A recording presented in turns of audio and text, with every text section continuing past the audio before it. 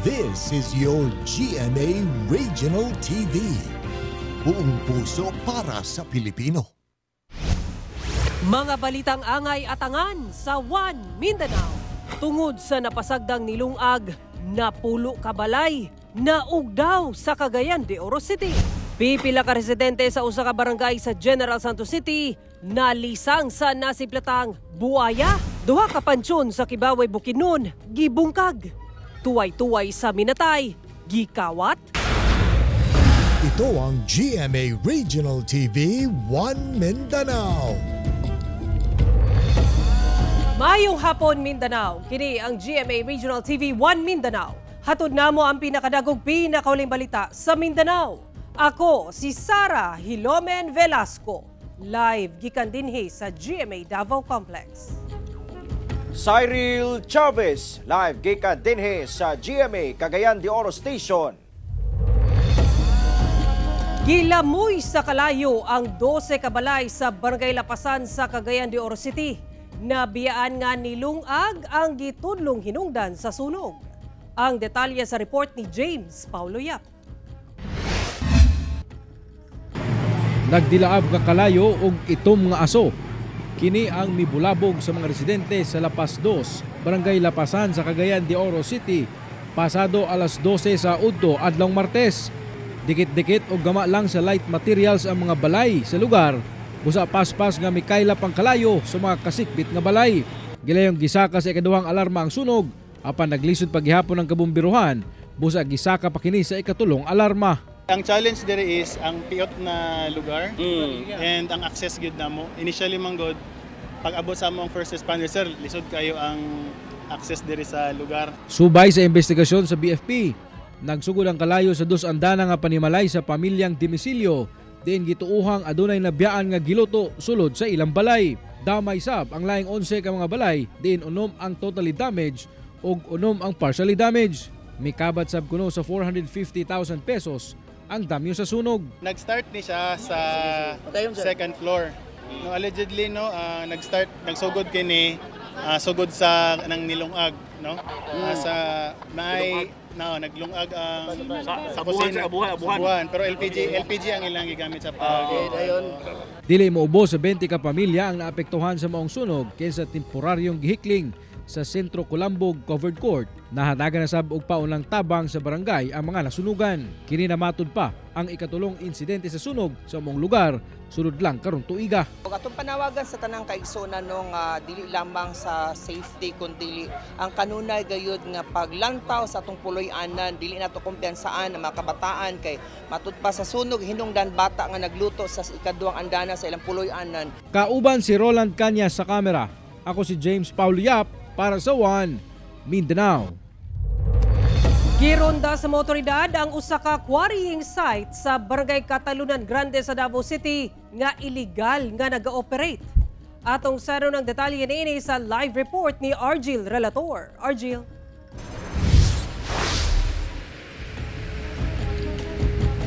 Sara, upat ka mga empleyado sa usa ka quarry site nga illegal matud pa nga naga-operate ang gipang dakop sa kapulisan.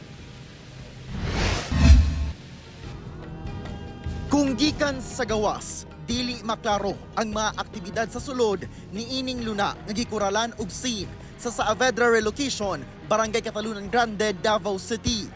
Human makadawat og report, gilayong naglusad og operasyon Martes sa hapon ang kapulisan sa Talomo Police ug taga Mines and Geosciences Bureau, City Environment and Natural Resources Office ug mga lokal nga opisyal sa Barangay Catalunan Grande.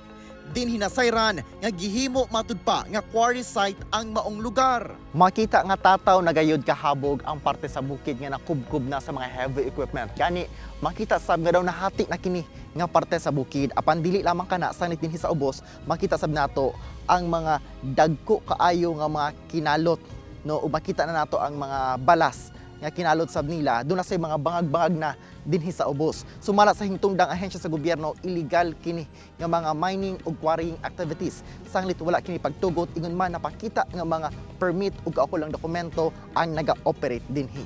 And then pagabot dito, gipangita ng mga documents, wala man sila gina-present nga documents or so illegal ilaha pagwari dito nga area. Giaresto ang duha ka backhoe operator, usa ka dump truck driver ug ang caretaker sa yuta nga pulos na abdan sa mga otoridad. Wala sila'y pahayag. Kasong kalapasan sa RA 7942 of Philippine Mining Act of 1995 ang gipasaka batok kanila. Gipaskila na og permanent closure order ang gate aron nga dili na kini maka-operate pa. Sara, ikaw studiya sab sa mga otoridad ang duha ka mga backhoe ug usa ka dump truck nga ginagamit sa operasyon isip kabahin sa mga ebidensya sa kapulisan. Sara. Okay, dagang salamat, Argil Relator. Daw nahimong swimming pool ang Dipolog City Boulevard kagahapon. Human mihapak ang dagkong balod. Kita ang paghapak sa dagkong balod sa parte sa boulevard sa Dipolog City sa Buaga del Norte, Martes sa Udto. Tungod diini daw nahimong swimming pool ang lugar. Nahitabo kini ato sa epekto sa habagat nga gipakusog sa bagyong Hener. Sumala si Dipolog City Information Office, lakip sa hinungdan kung anong milapaw ang tubig sa dagat ngadto sa boulevard baong high tide ug nagsugat sa batod pa ang tubig gikan sa mountainous region padulong sa mong lugar. May tabo matod pa kini matag buntag ug magdugay og usa o duha ka oras. Dili sab matod pa kini ang unang higayon nga nahitabo kini sa lugar. Hinoon walay nasamdan sa hitabo. Apan nagpahimangno na ang LGU ngadto sa mga residente nga mag-igmat aron malikay sa disgrasya. Actually, there were times before, a year ago, 2 years ago, pag may ganito talaga pag may bagyo, especially sa habagat season, no, it happens, no. It's not really that this is the first time it happened. It happens, pero ano lang, it's just span of an hour or two, balik na naman sa normal. Giklaro sa Philippine Coast Guard Station sa Samal Island nga wala pa'y deklarasyon sa suspensyon sa biyahe sa mga sakayan karong daot ang panahon. Apan gipay mangnuan ang mga gagmayng mananagat nga kung mamahimo dili una maglawig sa layo karong nasinati ang daot nga panahon. Sumala ni Ensign Vasit Venturillo, ang commander sa PCG Station Samal, ato sa paghihinabay sa GMA Super Radio Davao nga sa pagkakaroon padayon ang ilang monitoring sa mga kabaybayunan ug sa mga pantalan aron aktwal nga makita ang estado sa kadagatan. Pagpasidaan sa opisyal nga dunay mga higayon nga kaya pa ang paglawig. Duna say mga higayon nga baluron ug dili na maayo ang mga biyahe sa kadagatan. Sa karon gitugutan pa ang pagbiyahe sa mga mananagat ug mga vessel apan dili matud pa mo kumpiyansa ug kanunay makigkoordinar sa Philippine Coast Guard.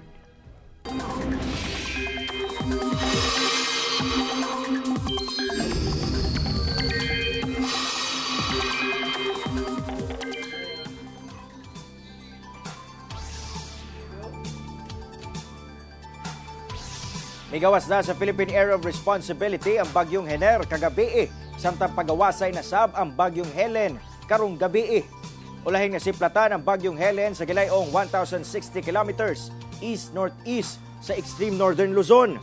Sumala sa pag-asa gilaumang mugawas kini sa par karong gabi. Apan ginapakusog gyapon sa kanhi bagyong Hener og bagyong Helen ang habagat busa ulanon gyapon ang dakong bahin sa nasod lakip ang Mindanao.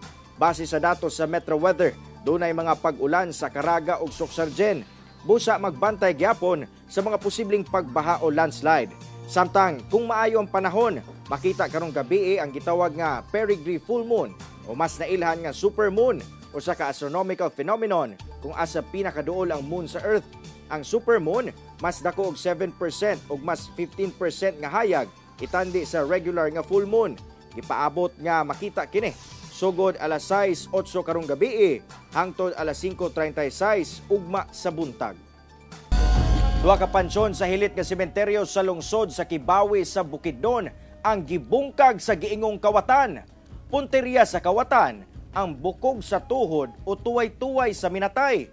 Aron matud pa himuong anting-anting. Ani ang report.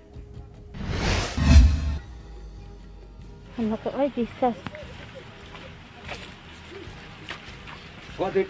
Nakagawas nga tiil gikan sa pansyon kung asa tataw nga gikuha ang bukog sa tuhod niini o tuway-tuway. Ingon ani na lamang naabtan sa mga residente sa Purok 3 Kisawa sa Kibawi, Bukidnon ang ilang minatay sa minteryo sa lugar. Gani sa paglibot pa sa uploader sa lugar, kita pa ang ubang pansyon nga nangabungkag og nangabuslot na nga hinimuan sa giingong kawatan. Ang insidente gilayong gireport sa mga residente ngadto sa Kibawi PNP. Matod sa kapulisan, ilang giadtuan ang lugar og nakita ang kahimtang sa mga pansyon nga gihilabtan gayod. Dako ang pagtuo sa mga residente sa lugar nga ang tuway-tuway o bukog sa tuhod sa minatay ang target sa maong kawatan. Actually kini ang ilahang pagtuo niini is ang maong buto or kining maong ang maong buto sa maong tuhod is himuon kaninila og kaning agimat. Ginagamit daw kuno kana as agimat. Dako ang pagtuo sa kapulisan nga posibleng daan ng gitun-an sa sospek ang pagpangawat sa mga minatay tungod wala gyud kini mabantay sa mga residente sa lugar. Karon no padayon ang investigation nga ginahimo sa atong kapulisan as to those individuals nga anaa sa likod sa maong insidente. Nanawagan ang PNP karon ngadto sa mga individual nga posibleng adunay impormasyon sa insidente nga makig-alayon sa ilang buhatan. Ato asigong pagalantawon no ang katong pagbungkag pa lang sa nicho, pwede ka to manghulog nga malicious mischief o kaning pag-disrespect no sa pag-desecrate sa usa ka patayng lawas.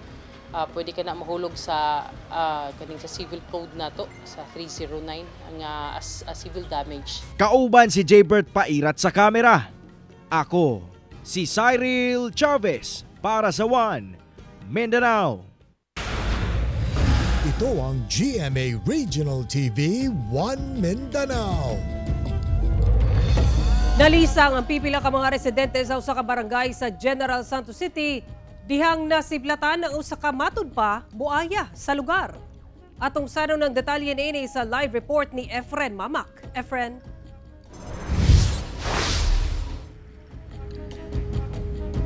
Sara, gikalisang sa pipila ka mga residente sa Barangay Buayan sa General Santos City ang nasiplatang gingong buaya nga anaa sa dagat. DNR 12 ginamonitor na ang lugar lakip malapatan sa Rangani nga duna kunoy crocodile sightings. Tigpanguha og kasili kining 26 anyos nga si Donita Erag nga taga Purok Minanga, Barangay Buayan, General Santos City. Apan sa karon, gibati na kini og kabalaka gumikan kay nakakita kuno siya og buaya sa baybay sa mong barangay ning Baguhay lang. Dira mo adto man ko dira sa tunga. Musay kuanan jud ako nga naapoy kuan ba mo kuan ang iyang ulo pud sahay. Kitaan jud ako dira pud sahay sa babaw. Makuanan ako sahay nga naay ulo nga mo kuan bitaw kanang makandos-kandos ko dira sa sahay sa tunga. Nya mukuan siya ba nga mukalitra og muwala ra man pud siya og. Sumala sab sa mananagat nga si Rosendo Delgado Jr. niadtong usa ka gabii. Nakakita sab kuno siya og buaya sa maong lugar. Gani, nabalakas sab siya kay basin maapektuhan ang ilang panginabuhian. Kita lang naman. Katong isang gabi na, Adre. Gabi eh. Hindi alam mo, gukod-gukod ang mga langgam na daplin. Apektado, umugdako kita siya. Malaumo na mga residente din sa barangay nga unta madakpan na sa mga otoridad ang maong buaya aron mawala na ang ilang kabalaka nga basig makapanakit kini kanila. Unta madakpan na gyud na siya kay para ang mga tao makuha na ilang huna-huna, mahanay na ilang huna-huna sa ilang panginabuhi diri nga dapit. Sumala sa DNR 12, usa sa ilang ginatutukan ang karagatan sa Barangay Buayan kalabot sa crocodile sightings. Human nakaabot kanila ang impormasyon nga dunay buaya sa lugar. Apan gawas niini, ginamonitor sab nila ang karagatan sa malapatan sa Rangani kay dunay impormasyon nga dunay crocodile sighting sa lungsod sa milabayng semana. Sa pagkakaron, nagmugna na matud pa sila og team aron tun-an ang hinungdan kung nganong dunay mga buaya sa maong mga lugar. Sa katayuan natin ngayon sa DNR, nag-create ng regional office ng team. Sara, giyawag sab sa DNR 12 lakip opisyal sa Barangay Buayan, General Santos City nga kung ugali makakita og buaya sa ilang lugar, gilayon i-report kini kanila aron maaksyonan. Sara. Daghang salamat, Efren Mamak. Gilamoy sa kalayong usa ka dakong building og tulo ka balay sa Kabakan, Cotabato. Dili moobos sa 1.5 billion pesos ang natalang danyo sa sunog. Ato'y balik si Efren Mamak.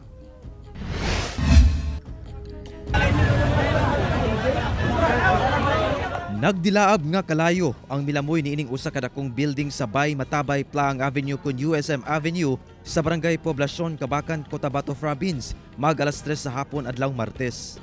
Gilayon kining girespondihan sa kabomberohan og isa ka sa third alarm status tungod sa kadako sa kalayo. Sumala sa Kabakan BFP, nagsugod ang sunog sa second floor sa unom ka andanas nga building nga dunay mga nagkalain-laing negosyo og giparentahan nga apartment. Gumikan sa gama kini sa light materials. Paspas mikuyanap ang kalayo og nadamay ang laing tulo ka kabalayan sa tapad niini. Ang origin ng fire ay nakuha namin dun sa residential house ni Hornadal, bali sa second floor. Accordingly, doon nagsimula yung sunog at according sa mga witnesses na nakuha natin. Gideklarang fire out human ang kapin usa ka oras. Hinuon, walay naangol atol sa sunog. Ginaimbestigahan pa sa BFP ang hinungdan sa sunog. Under investigation pa, nandun pa yung investigator natin sa area. Nagkakandak pa sila ng follow-up investigation dahil hindi pa natin matukoy yung pinagmula ng sunog. Kung ano talaga ang cause ng fire. Gibana-bana ang nasa 1.5 million pesos ang danyo sa sunog. Gipaubos na sa profiling ang upat ka mga pamilyang apektado sa sunog aron mahatagan og ginabang sa LGU. Ako si Efren Mamak para sa One Mindanao. Patay ang usa ka drug suspect human gingong misukol sa kapulisan sa gilusad nga bypass operation sa Barangay Ilang sa Davao City. Sa impormasyon sa Bunawan Police Station, ang maong suspitsado gikonsiderang top 5 city-level high-valued individual. Human napalitan og gituang shabu ang suspect sa gikasang bypass operation. Misulay kini og sibat uban ang laing napulo pa ka individual ug nagpabuto sa ilang armas. Nakornel sa kapulisan ang suspect apan inaymutahan. Subli kining nagpabutog armas sa makadaghang higayon. Rason nga napusilan kini sa kapulisan. Gisulen pa og dala sa Southern Philippines Medical Center ang suspect apan gideklara kining dead on arrival. Na-recover sa mga otoridad ang lain-lain mga armas ug mga bala ug unom ka pakete sa gituang shabu. Sa karon nagpadayon investigasyon sa Bunawan Police Station sa maong insidente. Gihingusgan sa Davao City Health Office ang bakunahan atol sa National Immunization Summit nga gipahigayon sa Dakbayan. Gihimug-atan sa Davao City Health Office ang importansya sa bakunahan ubos sa National Immunization Program ngadto sa mga residente sa tanang 182 barangay sa syudad batok vaccine preventable diseases.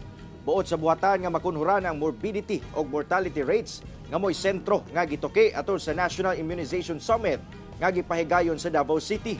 250 ka partisipante ang mitambong nga gilagkuban sa mga barangay kapitan o ubang stakeholders.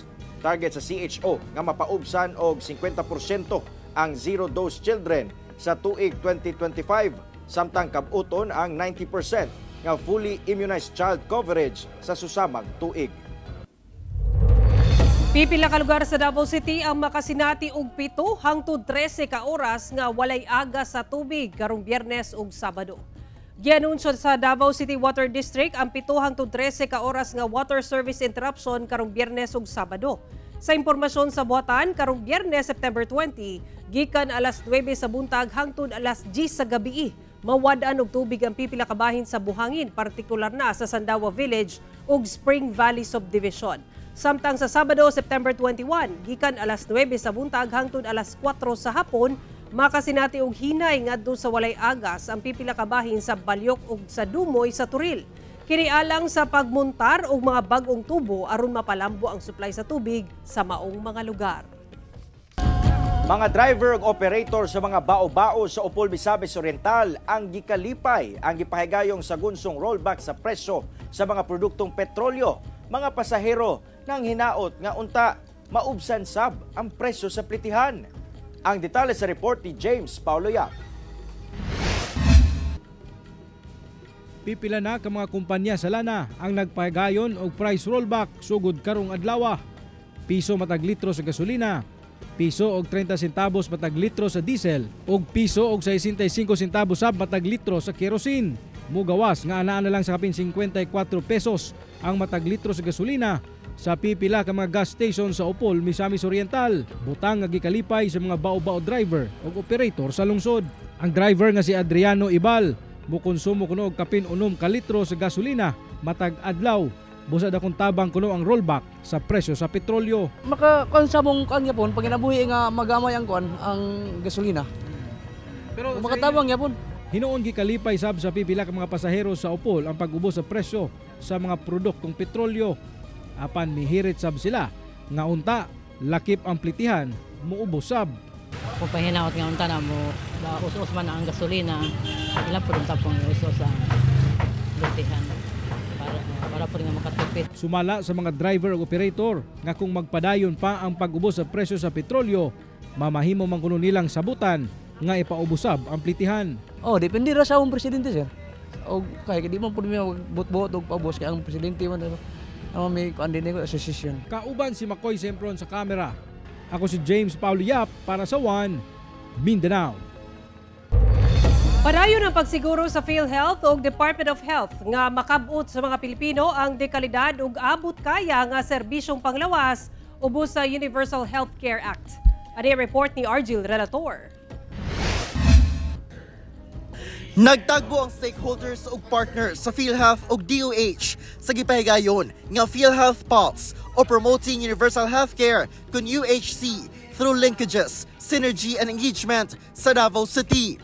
Dinhigis gutan ang estado sa pagpatuman sa Universal Healthcare sa Davao Region. Sa kabahin sa DOH 11, gihingusgan ang pagpalambo sa healthcare system sa LGUs gikan sa probinsya hangtod sa city o municipal level. Sa 51 primary care facilities sa rehiyon, 49 na ang konsulta accredited sa PhilHealth. Ang konsulta, usa ka comprehensive outpatient benefits package. Usasab sa highlights mo ang paglusad sa purok kalusugan. Gisiguro sa DOH nga ang matag barangay dunay usa ka healthcare worker. Si midwife, si nurse, pupunta na po siya doon sa purok. Mag-schedule na siya doon sa kanyang mga activities at the purok level. Padayon matud pa ang DOH sa pag-deploy og healthcare workers isip augmentation sa LGUs nga dili maka-afford nga mag-hire og dugang healthcare workers. We really ask our local chief executive na please magsulat kayo ng kailangan ninyo ng DTTB. Sa kabahin sa PhilHealth, gisugda na ang mga proseso ubos sa UHC. Apan aminado nga doon na pa'y mga hanayon sama sa database. Malayo pa ang ating hahatakin. Yung no balance billing, di pa napapatupad ng lubos, especially government facilities, maski may regulasyon na dapat ipatupad natin ito. Misaad ang PhilHealth sa pagkabot sa dekalidad ug abot kayang serbisyong panglawas, labi na nga taas paghihapon ang out-of-pocket nga gasto sa mga pasyente sa ospital. Automatic coverage. So, pag ikaw Pinoy, you can demand that you are really a PhilHealth member. Kailangan lang magpalista ka sa registration ng PhilHealth. Kauban si Melchor Awing sa kamera. Ako si Argil Relator para sa One Mindanao. Ito ang GMA Regional TV One Mindanao. Wala pa'y tubag ang Department of Interior and Local Government sa resolusyon sa Davao City Council kalabot sa pag-auhag sa mong departamento nga aksyonan ang gihimong operasyon sa kapulisan sulod sa KOJC compound. Samtang gipa-imbestigahan na sa PNP ang giingong Angels of Death ni Pastor Apollo Kibuloy nga gilimod sab sa KOJC. Ano ang report ni Jandy Esteban? Napadala na matud pa sa Davao City Council ngadto sa DILG ang kopya sa resolusyon nga nag-auhag sa nasangpit nga ahensya nga imbestigahan ang gihimong operasyon sa PNP sulod sa KOJC compound sa Davao City. Subay sa implementasyon sa arrest warrant bato ka Pastor Apollo Kibuloy ug laing upat pa ka co-accused. Apan wala pay tubag nga nadawat ang City Council. If they have done anything, we're not also furnished of any reply yet as of the moment. We will expect a positive outcome or action from the resolution that was passed earlier by the Council. So, apandaan ang giingon ni Councilor Jesus Zuzubrado nga maoy miduso sa maong resolusyon nga bisan pa man nga way siguro nga aksyonan kini sa DILG apan naglaom gihapon kini nga matubag ang maong resolusyon. Kahinumduman nga andam si PNP Chief General Romel Marbil o PRO 11 Regional Director Police Brigadier General Nicolas Torre III sa bisan unsamang investigasyon. Samtang, gipaimbestigahan na sa PNP ang giingong Angels of Death ni Kibuloy nga daan ng giingon ni Davao City Police Office Director Police Colonel Hansel Marantan nga armed group. Duna na daw sila mga pipila nga na-identify nga posibleng miyembro.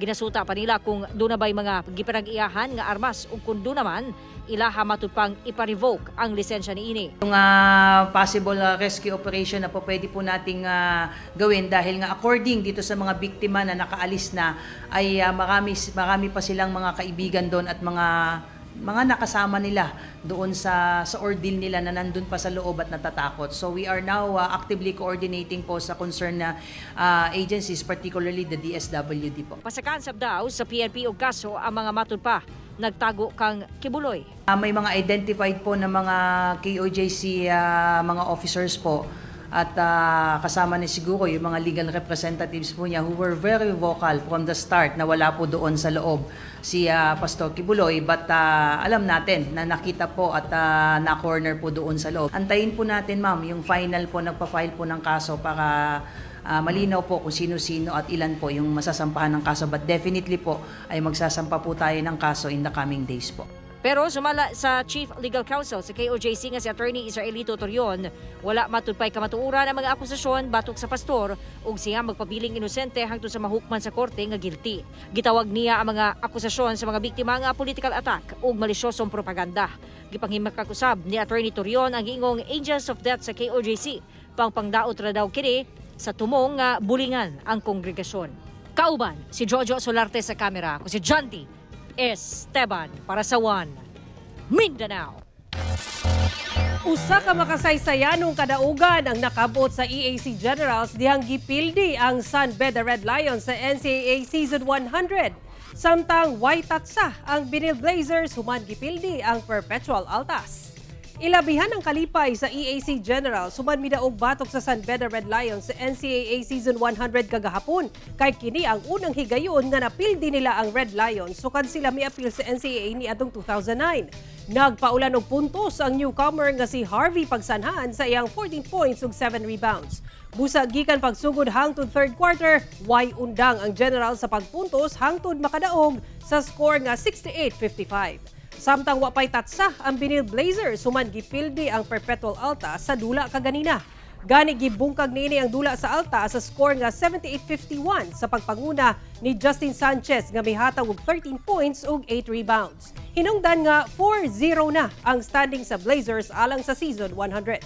Para tutukan ang mga dula sa NCAA Season 100 kung asa sa Biyernes, September 20. Magsangka ang Arellano Chiefs versus LPU Pirates sa alas 12 sa udto ug Letra Knights versus Mapua Cardinals sa 2:30 sa hapon ug makita sa Heart of Asia. Mga kapuso, 98 days na lang una ang Pasko. Mao kadto ang mga ulahing balita sa Mindanao karong adlaw. Mamahimo ninyo kining makita pag-usab pinagi sa pagbisita sa official website sa GMA Regional TV o bisita mong official YouTube channel o i-click ang subscribe button para sa pinakaulahing balita.